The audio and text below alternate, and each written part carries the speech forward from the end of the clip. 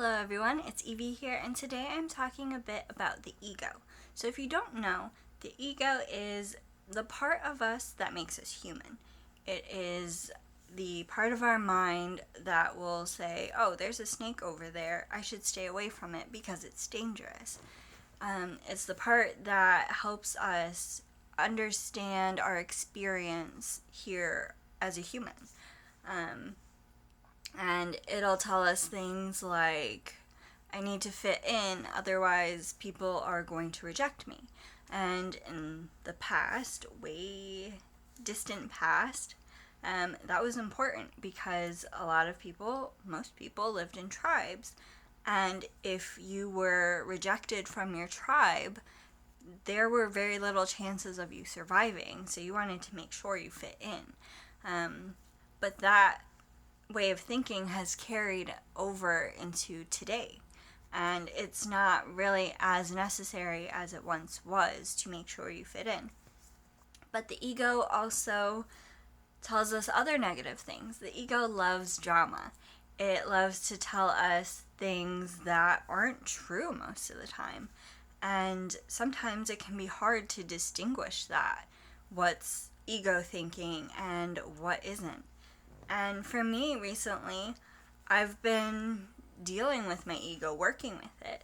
And it's something that a lot of people want to just push aside. Like, oh, if your ego is getting in the way, just push it aside and you'll be fine. But that can backfire on us. It can get to the point where we're just stuffing down more and more things, and suddenly it's all gonna come exploding out, and that's not exactly the best thing to happen. So I deal with my ego a lot in terms of anxiety and fear thinking, thinking that I'm not good enough or what could I have said better in a situation.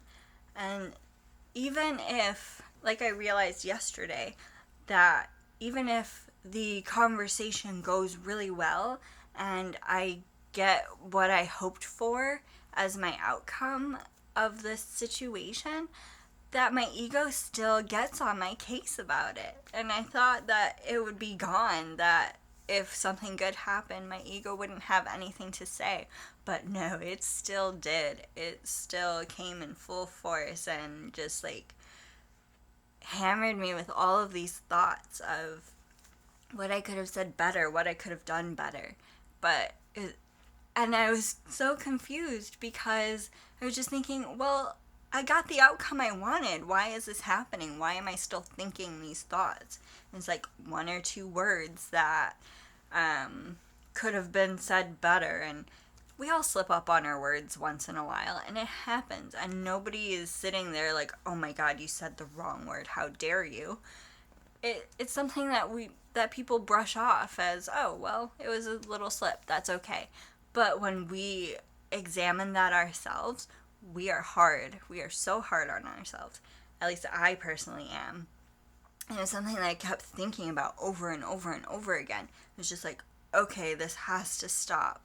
So for me, one thing that helps me kind of quiet my ego and stop this thinking, this line of thinking, is to have a conversation with that aspect of myself. So it'll all be in my head. I'm not talking out loud to myself because that would make me look insane. But anyway, I just have this conversation in my head. So I was like, okay, why are you thinking this way?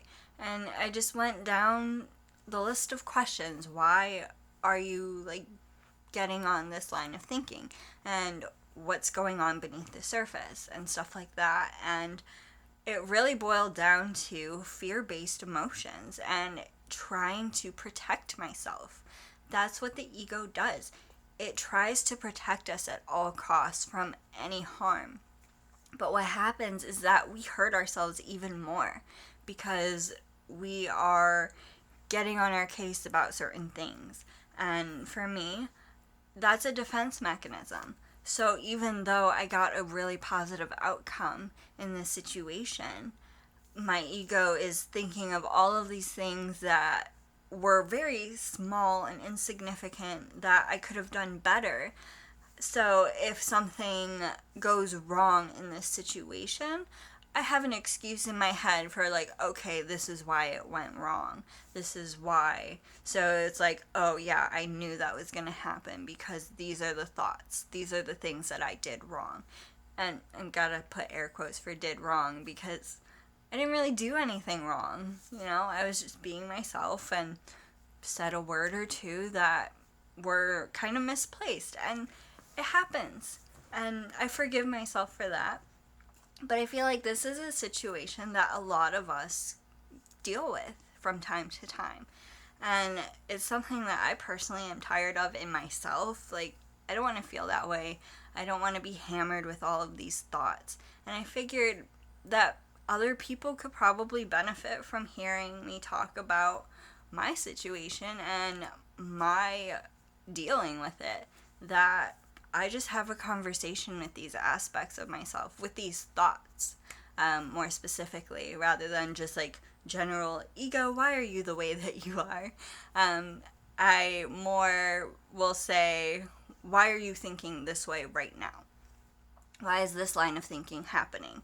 And I do that with the fear, with the thinking of what I could have said better. Why do you feel that way? I do that with my sense of cynicism. I did that recently during a meditation and found out that there were so many layers deep down underneath what just seemed to be cynicism in certain situations. And it was really interesting to really get to the root of my thought process, and it helps me to understand myself better, and it helps me to heal what needs to be healed.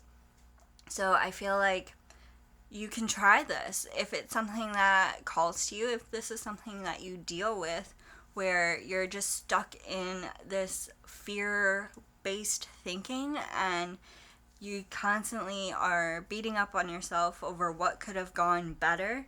Try it. Try talking to that line of thinking. Try questioning it and see if that helps. And I hope it does. And, if it doesn't, then you've tried something and hopefully you'll find something else that works for you. Because it's really important to deal with our ego, not just cast it aside, but learn from it and heal it, because it's part of us whether we like it or not. We are part of this human experience here on earth, and to just say, oh, I don't have an ego, and to cast it aside is doing us a big disservice. We need to acknowledge that, hey, I have this ego and it is running my mind right now, and I need to calm down. I need to figure out what's going on and heal that. It's so important for our healing, because once we heal our ego and our relationship with our ego, our lives can get so much better. Things can happen that are just better for us, that we want to happen, rather than being stuck in this spiral of negativity. So I hope that helps, and I really want to hear from you. What are some ways that your ego runs your mind, and what are some ways that you are working on healing that relationship with your ego? What are you doing to quiet the ego a little bit? So let me know, and I will see you all next time. Bye.